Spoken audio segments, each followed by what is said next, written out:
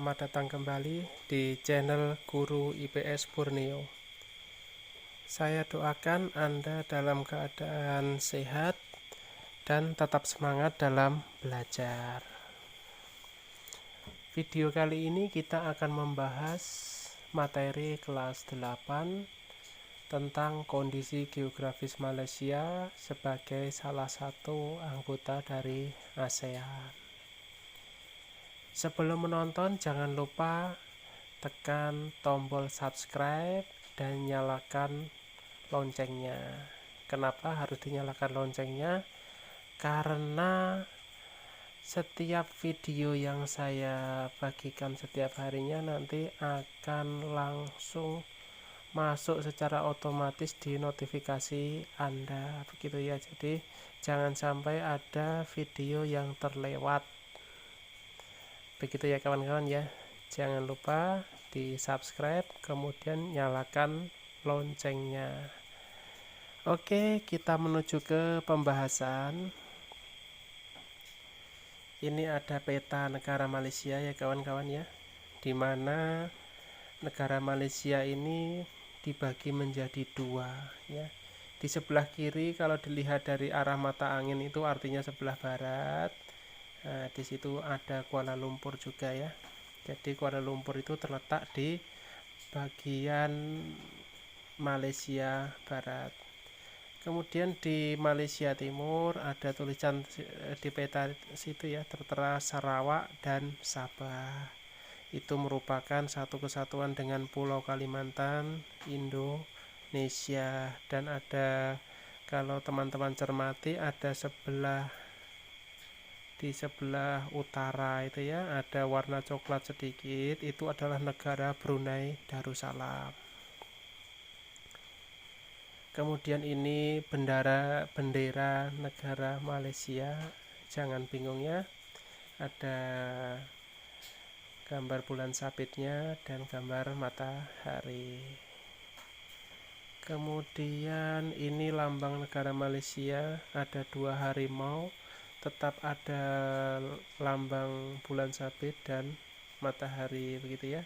Kemudian tertulis di situ bersekutu bertambah mutu, artinya dengan bekerja sama menjadi lebih baik kan begitu ya. Bahasanya hampir sama dengan kita karena mereka menggunakan bahasa Melayu yang merupakan induk daripada bahasa Indonesia. Oke, kita menuju ke identitas negaranya. Nama resminya adalah Federasi Malaysia. Ibu kotanya Kuala Lumpur, yang di dalam peta di atas tadi terletak di Malaysia Barat. Pemerintahnya monarki konstitusional. Artinya apa monarki konstitusional itu? Artinya kepala negaranya adalah seorang raja atau sultan, tetapi kepala pemerintahnya adalah perdana menteri. Itu nanti bentuk pemerintahnya pasti monarki konstitusional. Kepala negaranya yang di Pertuan Agung, sultan ya. Nah, jadi sultan dengan gelar yang di Pertuan Agung. Bahasa utama Malaysia adalah bahasa Melayu, agama utamanya adalah agama Islam, mata uangnya ringgit Malaysia. Lagu kebangsaannya Negaraku. Hari kemerdekaannya 31 Agustus 1953. Artinya sampai sekarang ini Malaysia sudah 63 tahun merdeka. Masih lama kita ya, selisih 12 tahun. Kemudian letak dan luas Malaysia ya. Letak astronomisnya pada 1 derajat lintang utara sampai dengan 7 derajat lintang selatan ya. Ini tentunya wilayahnya banyak yang masuk ke belahan bumi selatan karena di situ bisa dilihat 7 derajat LS, otomatis lebih besar daripada 1 derajat lintang utara. dan 100 derajat bujur timur sampai dengan 120 derajat bujur timur. Luas wilayahnya 330.435 km persegi. Kemudian batas-batasnya, di sebelah utara itu berbatasan dengan Thailand, di sebelah barat berbatasan dengan Selat Malaka. Tentunya ini yang di Malaysia baratnya ya, yang berbatasan dengan Selat Malaka. Yang sebelah selatan Indonesia, ini Sabah dan Sarawak kan berbatasan dengan Indonesia. Kemudian Selat Johor ini adalah di bagian Malaysia barat ya, di sebelah selatannya berbatasan dengan Selat Johor. Bisa juga dengan Singapura, karena di sebelah selatan dari Selat Johor itu ada negara Singapura. Di sebelah timur ada Laut Sulu dan Laut Sulawesi. Di buku sumber yang lain disebutkan juga ada Laut Cina Selatan. Itu boleh saja atau sah-sah saja, karena Malaysia kan ada Malaysia Barat dan Timur. Untuk Laut Sulu dan Sulawesi ini otomatis negara Malaysia yang sebelah timur. Kalau ada orang lain, sumber lain menyebutkan Laut Cina Selatan, itu tidak masalah, karena mungkin diambil batasnya dari wilayah Malaysia yang sebelah barat. Tidak jadi masalah.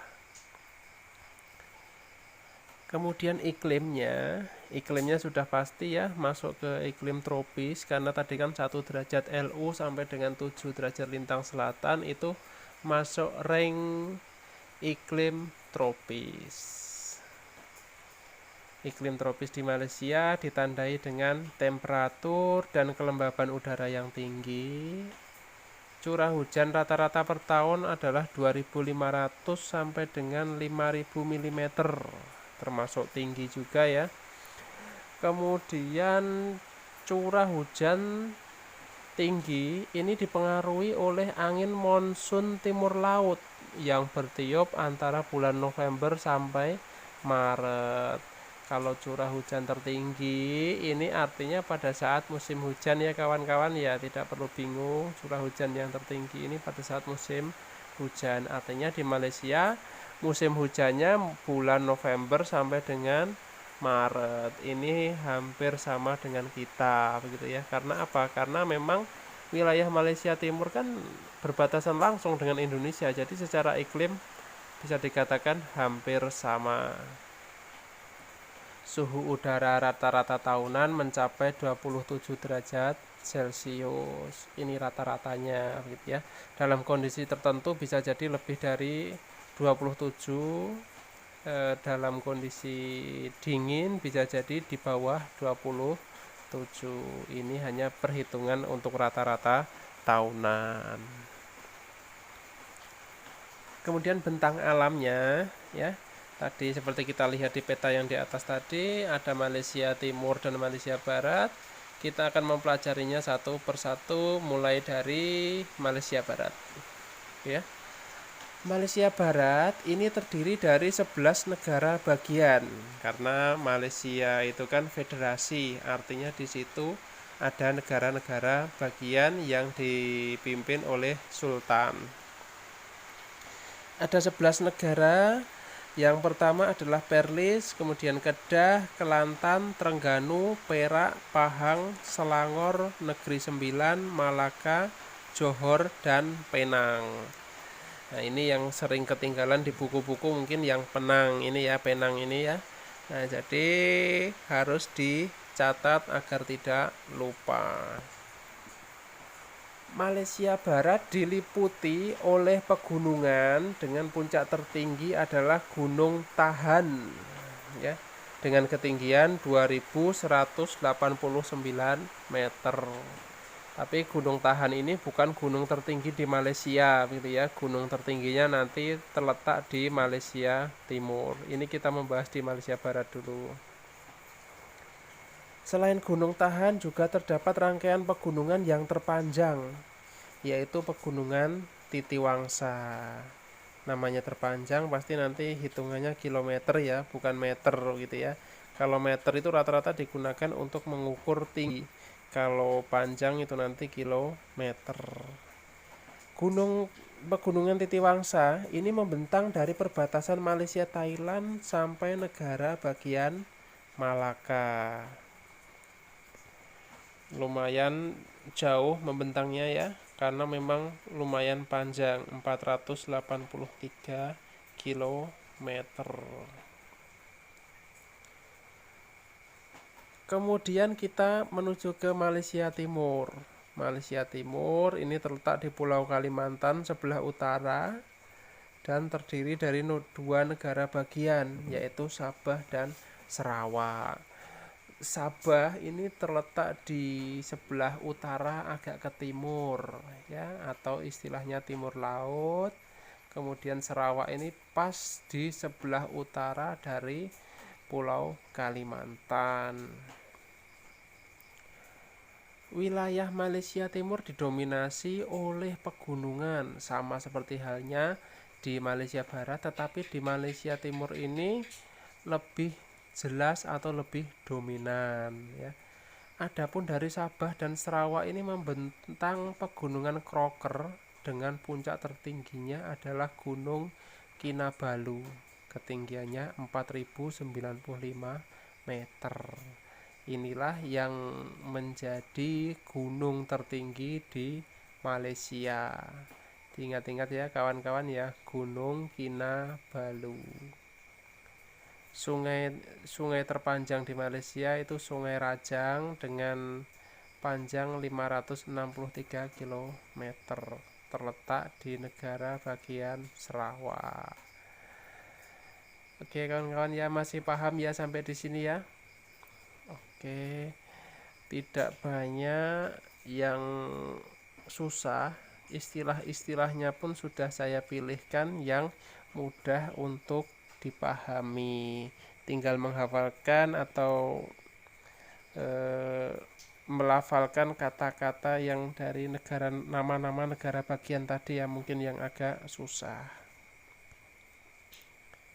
Oke kawan-kawan, ini adalah potret Gunung Kinabalu. Jadi pada saat musim tertentu dalam kondisi dingin bisa bersalju di Gunung Kinabalu karena memang ketinggiannya di atas 4000 meter. Kemudian flora dan fauna Malaysia ini masih banyak terdapat hutan-hujan tropis yang belum terjamah ya. Flora yang cukup banyak di sana meranti. Nah, ini sama seperti halnya di Kalimantan gitu ya, meranti. Bahkan di Indonesia kayu meranti ini menjadi salah satu flora yang populer atau banyak ditemui.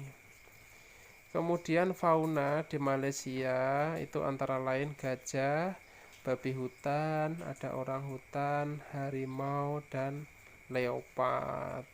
Oke ya, untuk kesempatan kali ini belum bisa menampilkan gambar-gambar dari flora dan fauna. Untuk materi berikutnya akan kami lengkapi. Pembahasan tentang kondisi geografis Malaysia cukup di sini dulu ya kawan-kawan ya. Semoga bermanfaat, silahkan dipelajari benar-benar. Kalau belum paham nanti bisa bertanya di kolom komentar, atau ada masukan, kritik, atau ada materi yang kurang pas, silahkan ditulis di kolom komentar. Terima kasih. Jangan lupa subscribe, like, comment, and share ya kawan-kawan ya.